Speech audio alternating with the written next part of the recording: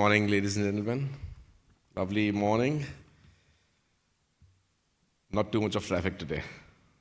Good for us all. So, thank you, Praveen. It's always difficult to choose the days when monsoon starts in Mumbai.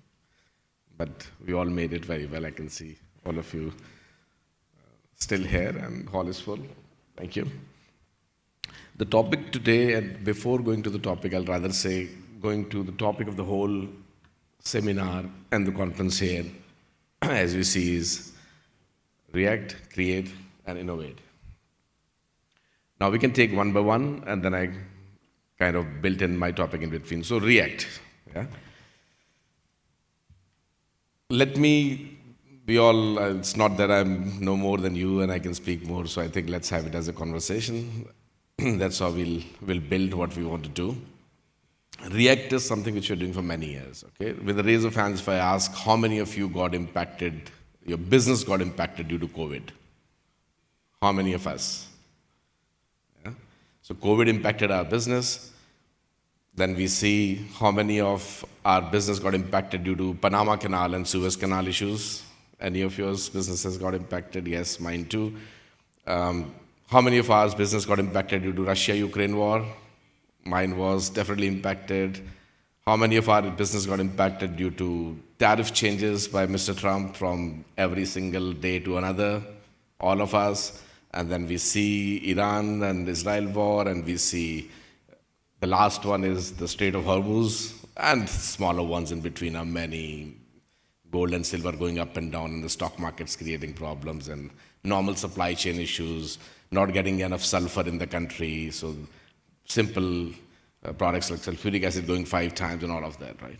So all of our business got impacted like this, and I've not even covered all of them, right? So in last 5 years, I covered, let's say, 7, 8, or 10 such disruptions, and they were huge disruptions. I'm not even talking about the smaller ones.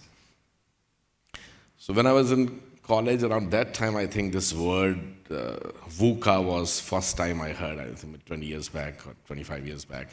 It was an kind of acronym coined by US Army, and they're very fond of very strong acronyms. So VUCA was V for volatility, and U for uncertainty, and C for complexity, and A for ambiguity. So it's a VUCA world.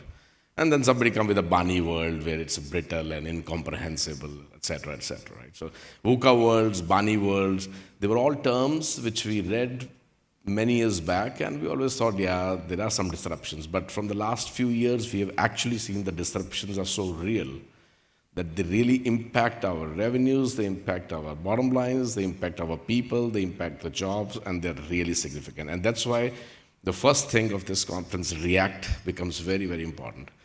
How we react to it really defines how our businesses are going to be. Now, some of us have reacted positively, and if you really look at the whole theme of our country today, is आपदा में अवसर. So बहुत लोगों ने हमने opportunities, problems में देखी हैं, and they all are doing very well. But not everybody is smart enough to always find opportunities when there is a problem. So आपदा में अवसर सबके लिए तो नहीं है, but जिनके लिए है उनके लिए बहुत अच्छा है. So disruptions provide opportunities, but they also ramp up some businesses, but they also close down some businesses. Okay, so react is important. Now, for many decades, the challenges and assumptions of these were always considered as handling the cost-efficient way. Okay, if you are cost-efficient, you can handle it. But I think from last many years, we have seen that the low cost or the efficiency has converted into now how resilient you are, how highest your resilience is, how fast your adaptability is, how closer you are with your customer and your markets. Is there a deep connect which you have with your markets and your customers, and how technology-driven you are. Okay. So React can be handled if we are all doing it. Now, we all have different parameters of how reacting to it is, and we all have to define it ourselves. I don't think anybody can define for us. So that was the first part of how the reaction is required, and it is more important than any time in the past. Now, resilience, as my topic, Praveen has mentioned, it always has a cost. Resilience never ever comes without a cost. The problem is that disruption costs even more. So if you're not ready with your resilience, the costs are much more higher. So we all need to invest in how resilient we can be. Okay. Now, coming to The second one of the topic, create.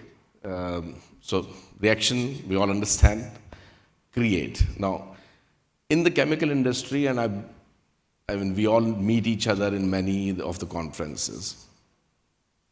Creation has always been linked with certain things, and they have not yet changed. Okay, so there can be a lot of them, but I'll try to put it in one or two different topics. So, for example, first, when we say create, we need to, and I'm saying it from last many years now, and we are doing much better than in the past, but it is still not complete, that we need to localize our raw materials in India. The biggest problem which we have, once we are away from the reaction which we have given to the disruptions, and we are trying to build a resilient supply chain for us, we definitely need to address how to localize our raw materials. This has been a problem almost every industry in the chemical I have worked with. I worked in various chemical industries in my career, and this has been a single problem in almost every, whether it is pharma, all the key starting materials comes from outside.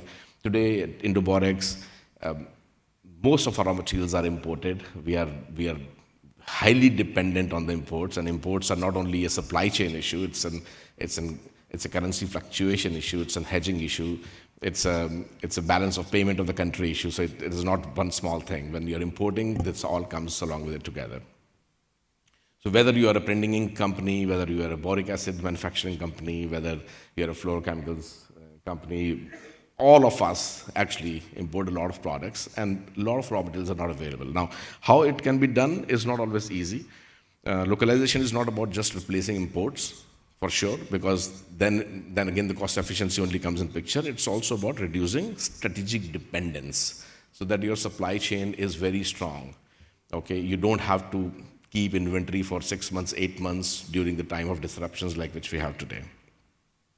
So, how we can do it? I can just imagine that if every major chemical manufacturer, and some of them are already here, so we have Godrej Chemicals, very large, we have Gujarat Fluoro, very large, and we have DCM, Shriram, very large. We all are very large chemical companies here, and many of others, we are already there.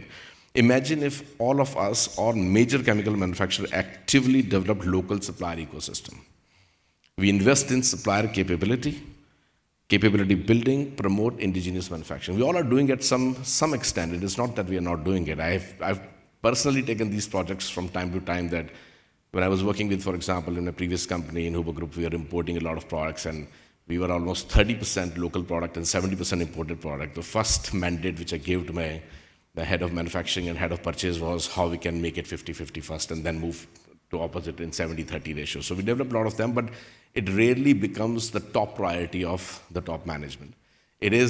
Top priority is usually how cost efficient we are, how much efficiencies we are bringing, how much resilient our supply chain is, but the how part is not addressed many times. If we are addressing it, it's great, but we need to see it in a more structured way. Okay, so that is the first part, how we localize critical raw materials. Second, which we have talked for many, many years, is also a strategy which is nothing new. So far, we have not been very successful. It is China plus one strategy. Okay, we are talking it for many years now. I'm myself speaking more than 12, 13 years on China plus one strategy. We have not been very successful. Again, the reason is the first one, because the critical raw materials are not easily available in India. It's not very easy to be China plus one. But now there's another opportunity, because of all the disruptions which we have seen, is Europe plus one. Now, Europe plus one might still be a more efficient strategy for us, because the technology is easily available today. Technology can be bought, and a lot of Indian business houses have shown that they are buying technologies from outside.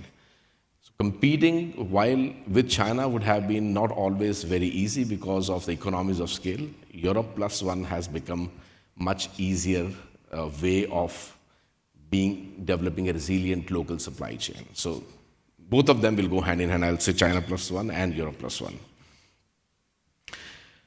The third is easy in the sense we all are doing it. The third, so critical raw materials, China plus one and Europe plus one. And third is you develop agile logistics, which is, I think, all our people, a lot of supply chain people are here already. They all are doing it. If I just take some name, you have multiple port strategies, alternative shipping lines, regional distribution hubs, flexible warehousing, real-time shipment visibility, AI-driven demand forecasting, all of that predictive analysis of inventory planning. They all, I think, is being doing very well in last few years, but a lot more to be done. The fourth point for creation, I would be building deep partnerships. I think this is one thing we all speak about, that no company can build resilience alone. Resilience is always built together. Now, this is something which we talk, but we also have to put it in action, that how strong and deeply connected our roots are. I've done business globally, and a lot of you have done it, so not something new which I'm going to talk about. In India, the deep relationships are a lot more time connected with how cost efficient and the price efficient you are. While in the Western world, I've seen it myself that the connections goes many, many years longer, a 10-year, 20-year contract. The costs are passed on through the supply chain easily because everybody understands it, that you need to create deeper relationships. So these deep business connects, which goes for decades, really help building a very strong supply chain. So this was the part, in my opinion, again, I think all of us would have some opinions around it, and there can be 15, 20 different topics around it. I just put 4 of them where I believe the react and the create is addressed. The last one on this is innovate. And innovate is something significantly important for building a very resilient supply chains for India. I think Praveen Prashantji has already mentioned 0.6% of R&D budget, and his urge is to take it to 1, but I don't think even reaching from 0.6 to 1 is going to change things if we really, really want to build a very strong, resilient supply chain. It has to be much stronger. We need to be working on concepts like a vitality index, where the last 3 or 5 years of your sale is coming from how new products which is being developed in last 3 years is this year's sales. So whether 30% of your sales comes from the last 3 years product or 40%, that defines how strong our R&D organizations are. The problem also with R&D setup in India is, in innovation, is that we are still very old in our style, okay? Maybe I'll just use one more example before we conclude this discussion is, many of us take aeroplanes, like who has taken an aeroplane in the last couple of days? Somebody flew from here for this conference, from any place? Anyone? Nobody flew from Delhi or Chennai or Hyderabad? Anybody flew in the last 1 week? You did? Where did you come from, sir? Where did you flew from? Which city? Yes? Delhi? Okay, so you took a flight from Delhi, I guess, Air India or Indigo, which one is that? You sit in the flight. Do you think what percentage of time? So when there's a flight path, right? You know that. So a plane is going, there's a flight path defined from Delhi to Mumbai, right? What percentage of time do you think that flight path is maintained? 60%, 70%? Any guess you have? When the flight path is defined and the aeroplane is on that flight path. Sorry? 40%? Anybody else want to take a guess? Yes, sir? 100% on the flight path? 80%? Yeah, so, it's actually 0%. It's never on that flight path. Every 1,000th of a second, the flight path is adjusted.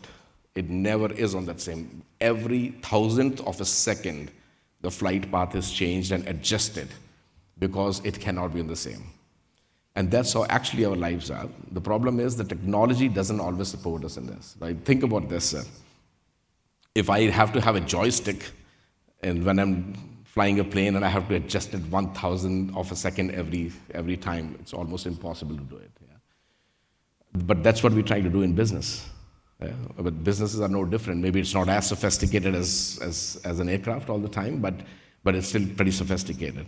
And that's where our problems are. We're trying to do, and I've been handling large organizations and the large R&D setups, etc., and I've seen we are still maintaining a lot of registers, we are maintaining Excel sheets and some software here and some software there, and they don't read each other, and you can never come up with great innovation or new products if the way we are doing our R&D setup. And I think this has to change. The good news is that nowadays, yes, we have enough possibilities of developing that it becomes an integrated R&D in which you have AI native platforms available and predictive analysis available. So a product which used to come in 3 to 4 years, and I have those conversations with my promoters in some of the companies. So a real businessman, a promoter, doesn't always need to have a result coming 3 or 4 years later. The problem with R&D is that it takes 3 years, 4 years, or 5 years sometime for the results to come. But with the new technology coming today, with the AI predictive and native technologies today, the results are much faster. You don't have to spend 5 years to come to a new product. Sometimes it can be 2 to 3 months because 50 experiments can now be into 3 or 4 experiments. So that's a good news. I would definitely look forward. That's what I do. This is a thing very close to my heart. And every company I worked with, I try to develop as much through R&D because that is one of the things. Not only we can help the industry, we can help our country. So react, create, and innovate. These are the important things for us really to take forward to build a very strong supply chain. So I think we can talk a lot on that, but I think I have to close it here. I can only say the competitive advantage earlier was built on cost. Today it is built on resilience. Tomorrow it will be built on resilience powered by the collaboration, technology, sustainability, and the AI technologies what we have today. With that note, I thank you all, ladies and gentlemen. Thank you, Praveenji. Thank you, the fellow panel members. It's great to be here. Have a good day.